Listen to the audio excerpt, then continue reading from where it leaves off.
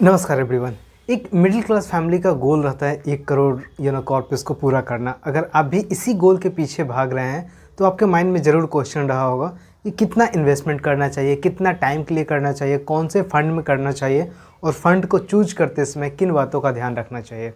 Even आपका salary 15-20 हज़ार के रेंज में है तो थोड़ा ज़्यादा टाइम लग जाएगा, बट एक मैं रूल आपके साथ शेयर करूँगा 15-15-15। और इस वीडियो को मैं 3 पार्ट में डिवाइड किया हूँ। ये 10 से 12 मिनट का लॉन्ग वीडियो होगा, तो मेरा रिक्वेस्ट है आप पूरा देखेंगे। फर्स्ट पार्ट में एक रूल है 15-15-15, इस पे मैं डिस्कस करूँगा, जो कि अगर आप मिडिल क्लास फैमिली हो और इन्वेस्टमेंट करना चाह रहे हो और आपका गोल 1 करोड़ है तो इससे आप काफ़ी ईजीएस्ट वे में आप पूरा कर पाएंगे। ये तो सिंपल है, एक लाइन में आपको बता दूंगा, लेकिन सेकेंड और थर्ड स्टेप है वो काफ़ी इम्पोर्टेंट है। कौन से आपको जो है फंड में निवेश करना है और उस फंड को चूज करने से पहले किन बातों का ध्यान रखना है। तो बात करते हैं पहले 15-15-15। लेकिन एक चीज़ आप लोगों से बोलना चाहता हूँ, आप लोग की कृपा से 1000 सब्सक्राइबर पूरे हो गए हैं, तो बहुत बहुत धन्यवाद, प्रणाम। इस साल के अंत तक मैं चाहता हूँ 10,000 पार, तो प्लीज़ सपोर्ट लगाएं। उन लोगों के साथ भी शेयर करें जो इन्वेस्टमेंट करने के सोच रहे हैं और सीखना चाहते हैं बेसिक से। ओके, सो 15-15 क्या है? अगर आपकी सैलरी एवरेज में मान के चलूँ 25-30 हज़ार के रेंज में है और आप पर मंथ 15,000 रुपये आप बचा लेते हैं, बहुत आप खुश नसीब है कि 15,000 बचा ले रहे हैं। इवन आपकी न्यू जॉब लगी है 30,000 35 हज़ार की और आप 15,000 रुपये बचा ले रहे हैं, आप 20 साल के हैं, तो आज से 15 साल के बाद आपके पास 1 करोड़ रुपया होगा। इवन अगर आपने सही स्ट्रैटेजी अपनाई और उसको इन्वेस्टमेंट को अगर आप बढ़ाएं साल दर साल, तो वो कॉर्पस ज़्यादा भी हो जाएगा। तो आपको वो चीज़ करना है। तो 15-15 है क्या? 15 का मतलब होता है कि 15,000 आपको पर मंथ जो है इन्वेस्टमेंट करना है। इन्वेस्टमेंट आप हो सके तो इसे आप लिख लेंगे, इन्वेस्टमेंट 15 साल के लिए, और ये आपका 15% का पर ईयर का रिटर्न आपका होना चाहिए।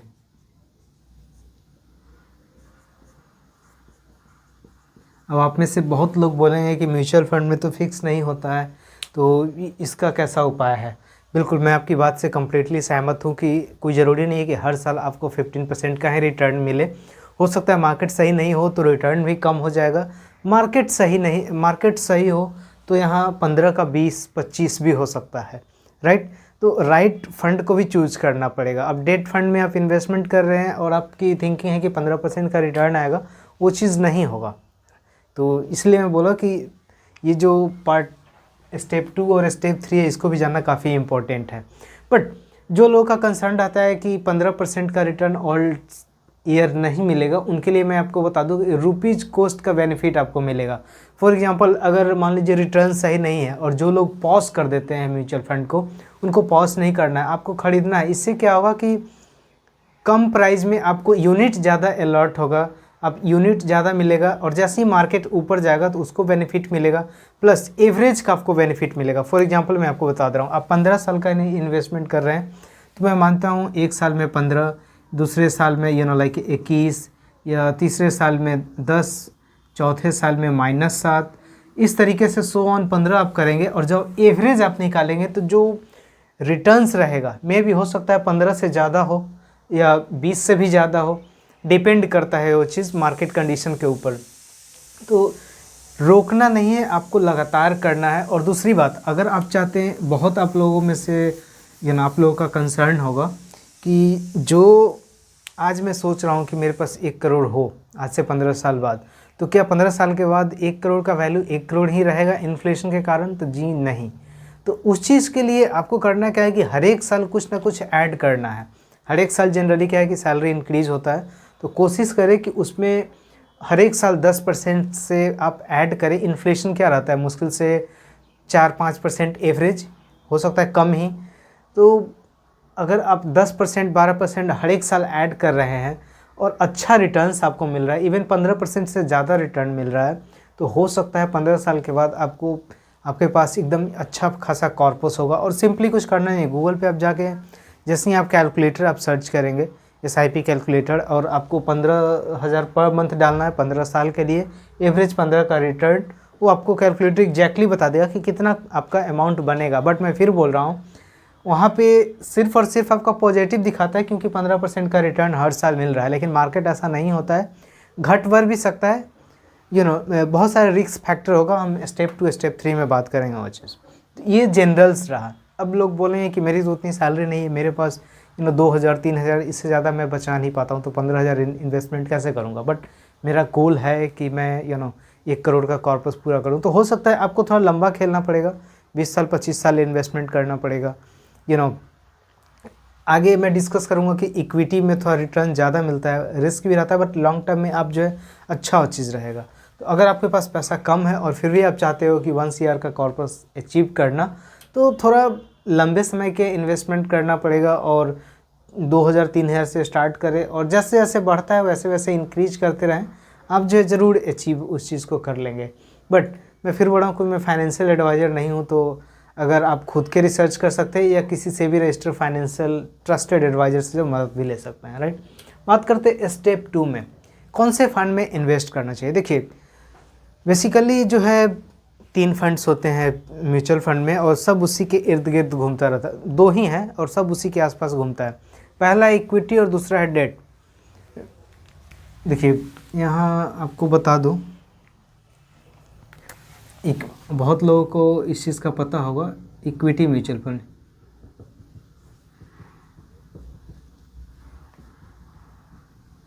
और दूसरा है डेट, मैं यहाँ लिख रहा हूँ, और एक और मैं लिख रहा हूँ हाइब्रिड।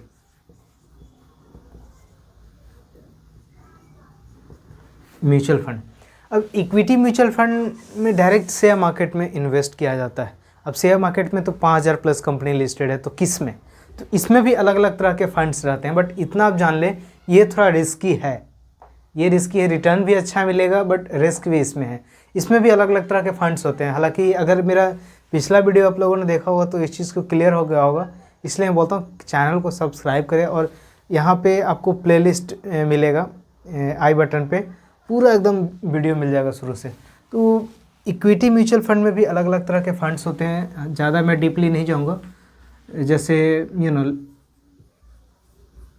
लार्ज कैप फंड है,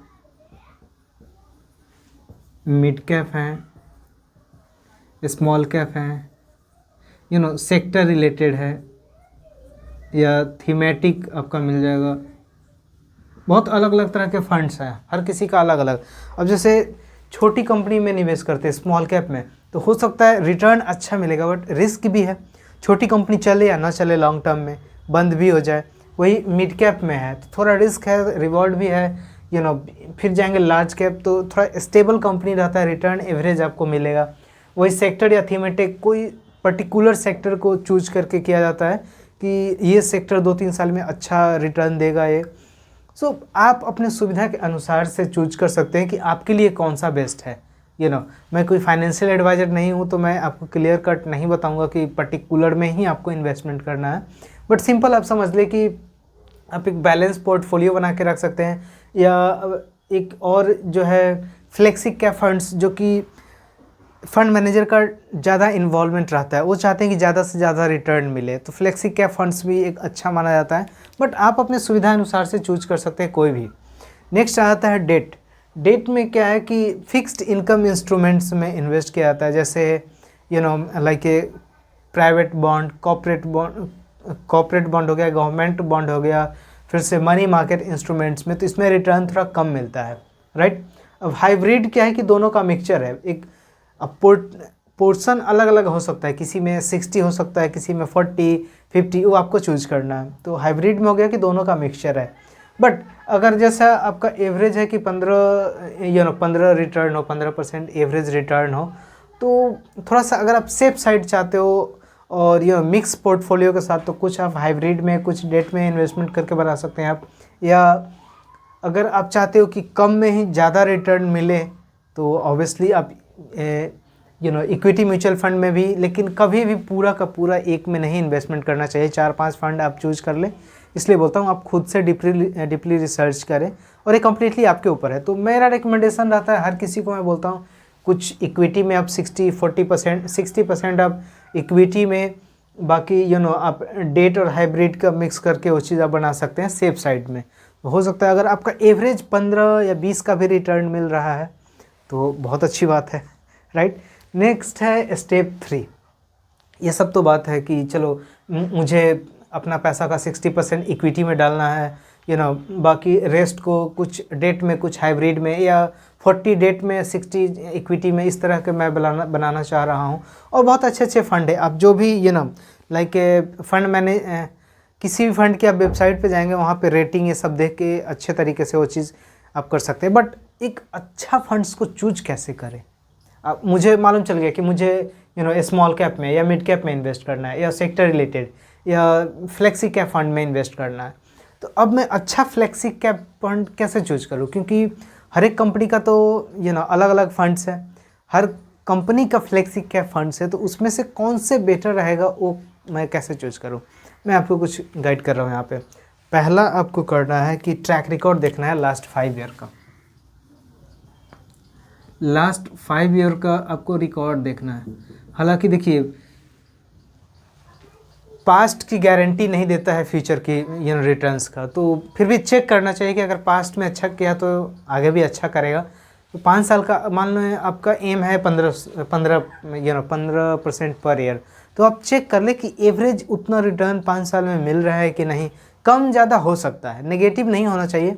10 भी है चलेगा, किसी में 20 है, किसी में लाइक 12 है। आप सिंपल 5 साल का आप लिख लें। फॉर एग्जांपल, एक में 5 का रिटर्न दिया है 1 साल में, दूसरा में 15, तीसरा में जो है 8% का, चौथा में 25% का, और कितना है, 1 2 3 4 हो गया। एक में मैं 10 मान लेता हूँ।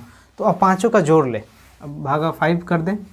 अगर आप जोड़ेंगे तो 25 10 हो जाएगा 35, 35 5 40, 40 3 43, 43 और 5 43, और 15 कितना होगा, 5 3 8, 4 1 5, और ये 5 8 5 13 3, हाथ में 1, 5 1 6 63, सॉरी, अगर आप 63 भागा 15 करेंगे तो 15 चौके 60, या ना, सॉरी 5 है ना, 5, तो 15 चौका 60, अप्रॉक्स 15 कुछ जो है एवरेज रिटर्न मिल रहा है, तो सही है।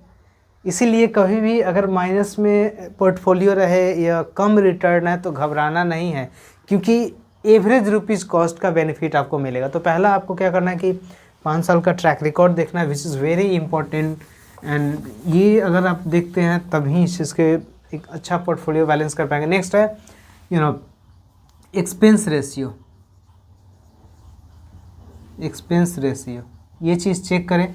हो सके तो डायरेक्ट म्यूचुअल फंड के वेबसाइट या म्यूचुअल फंड के ऐप से जाकर ले, तो आपका बीच का मीडिएटर जैसे ब्रोकरेज जो रहता है वो चीज़ नहीं देना पड़ेगा। उसमें क्या है कि NAV थोड़ा ज़्यादा मिलेगा, कॉस्टली रहेगा, बट रिटर्न भी ज़्यादा रहता है वहाँ पे। तो कभी भी कोशिश करें कि डायरेक्ट जो है जो भी म्यूचुअल फंड ले। फॉर एग्जांपल मैं आपको बता रहा हूँ, जैसे पॉपुलर जो है SBI हो गया या ICICI का हो गया, या जो भी मतलब है ट्रस्टेड 5 6 10 जो भी मेन जो टॉप में है, अगर उसका ले तो डायरेक्ट उसके वेबसाइट से या ऐप से लेंगे तो मीडिएटर का कॉस्ट नहीं देना पड़ता है उनको, तो रिटर्न भी ज़्यादा रहेगा।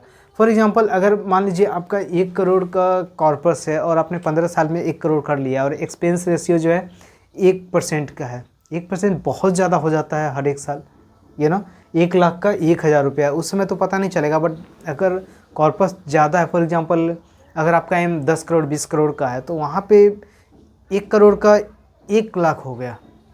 इसीलिए डायरेक्ट जो है आपको लेना चाहिए, जो भी कंपनी से ले रहे हैं उसके वेबसाइट या ऐप से ले, वो ज़्यादा बेटर रहता है। एक्सपेंस रेशियो आपको चेक करना चाहिए कितना है, आप चेक कर सकते हैं। अगर 5 में म्यूचुअल फंड चेक किया जिसका एवरेज रिटर्न 15% मिल रहा है मेरा 5 साल में, एक का एक्सपेंस रेशियो ज़्यादा है, तो मैं क्यों उस पर फोकस करूँगा, रिटर्न उतना ही मिल रहा है तो मैं दूसरे पे स्विच करूँगा। हालांकि इस चीज़ का ध्यान सब लोग रखते हैं, तो ऐसा नहीं कि कुछ ज़्यादा या कम, ये तो एक्सपेंस रेशियो का चेक करना काफ़ी इम्पोर्टेंट है इस चीज़ का, और थर्ड मेरा सजेशन रहेगा, पहला 5 साल का record, expense ratio, and third, कभी भी मैं चेक करने की बात नहीं कर रहा हूँ, मैं इन्वेस्टमेंट की बात कर रहा हूँ। कभी भी एक फंड, पर्टिकुलर एक फंड में पूरा का पूरा नहीं, आप 5 फंड चूज करें, आप 3 इक्विटी में, 2 डेट, इस तरीके से एक बैलेंस करके रखें और लॉन्ग टर्म के लिए आपका अच्छा रहेगा, आपका गोल जो है पूरा होगा। और अपना हर एक साल जो है 10% 15% आप जो है ऐड करते जाएं। फॉर एग्जांपल अगर आप 15,000 कर रहे हैं तो 15,000 का जो है 10% यानी जो भी होगा 1500 आई थिंक होगा, तो 15,000 में फिर 1500 ऐड कर दें हर एक साल। तो इस तरह से अगर आप करते हैं तो अच्छा आपके पास कॉर्पस होगा। तो ये रहा कुछ mutual fund related like a video. I hope, आशा करता हूँ कि ये आपके लिए हेल्पफुल रहा हो।